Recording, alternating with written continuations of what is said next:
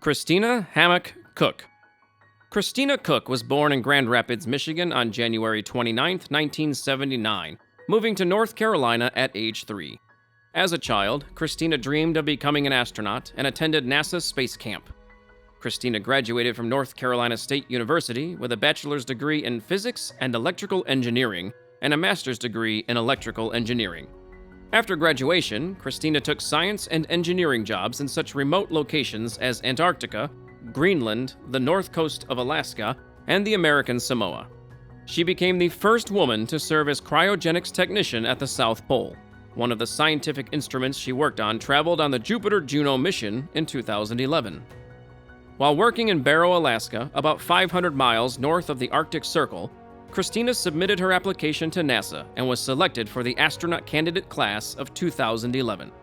During her training with NASA, she learned to fly the T-6 turboprop aircraft and NASA's T-38 supersonic jet. Required to learn survival skills and the Russian language, Christina completed training in 2015.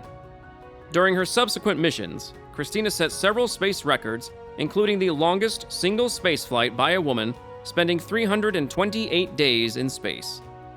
On October 28, 2019, she participated in the first all-woman spacewalk with fellow astronaut Jessica Meir. After participating in 3 ISS space missions and 6 spacewalks, Christina returned to Earth on February 6, 2020. That same year, she received an honorary PhD from North Carolina State University.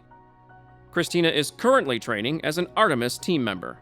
For her significant contributions to spaceflight science and innovation, Christina Koch is enshrined in the Michigan Aviation Hall of Fame.